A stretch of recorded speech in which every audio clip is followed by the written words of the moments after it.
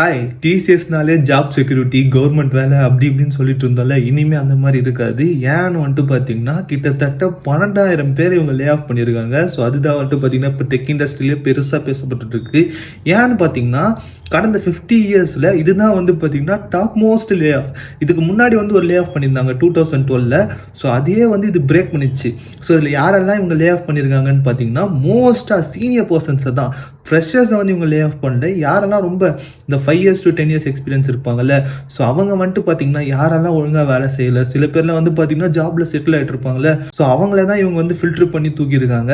And even இதுக்கு reason வந்துட்டு பார்த்தீங்கன்னா நாங்கள் ஏஐ ரீப்ளேஸ் பண்ணதாலையும் இல்லை, டெக் ரீப்ளேஸ் பண்ணதாலையும் இல்லை, இவங்க வந்து ஸ்கில்டு ஒர்க்கர்ஸாக இல்லை, எங்களுக்கு ஸ்கில்டு ஒர்க்கர்ஸ் தான் வேணும், இதுக்கப்புறமா நாங்கள் எடுக்க போகிற ப்ராஜெக்ட்டுக்கு வந்து பார்த்தீங்கன்னா எங்களுக்கு ஸ்கில்டு ஒர்க்கர்ஸ் தேவை, ஸோ அதால் யாரெல்லாம் ஒழுங்காக ஒர்க் பண்ணலையோ அவங்களெல்லாம் நாங்கள் லே ஆஃப் பண்ண போகிறோம். ஸோ ஈவன் வந்து பார்த்தீங்கன்னா யாரெல்லாம் ரொம்ப நாள் பெஞ்சில் இருக்காங்களோ அவங்கள கூட இவங்க லே ஆஃப் பண்ணிட்டு இருக்காங்க.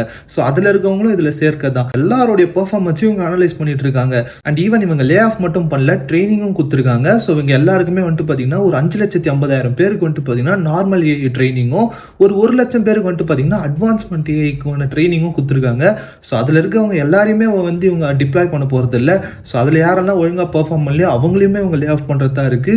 ஸோ அதுக்கப்புறமா இன்னும் நிறைய நியூஸ் வரும் டிசிஎஸ் பற்றி. இப்போதைக்கு ஜஸ்ட் ஒரு ஸ்னீக் பீக் தான் இவங்க விட்டுருக்காங்க. ஏன்னா நிறைய பேர் வந்து பார்த்தீங்கன்னா ஒர்க்கே பண்ணாமல் இருக்காங்க அப்படின்ற ஸ்பெகுலேஷன்ஸ் எல்லாம் போனதால எல்லாருமே இவங்க ரீஅசைன் பண்ண போறாங்களா. ஸோ இப்போ யாருன்னா ஆஃபர்லாம் ஹோல்ட் பண்ணிட்டு இருக்கீங்கன்னா நீங்கள் வந்து வேற எதனா கம்பெனிஸும் ட்ரை பண்ணுங்க. ஏன்னா வந்துட்டு பார்த்தீங்கன்னா இவங்க அந்த ஃபில்ட்ரேஷன் பண்ணி இருக்கவங்கள செட்டில் பண்ணுறதுக்கே ரொம்ப நாள் ஆகும்.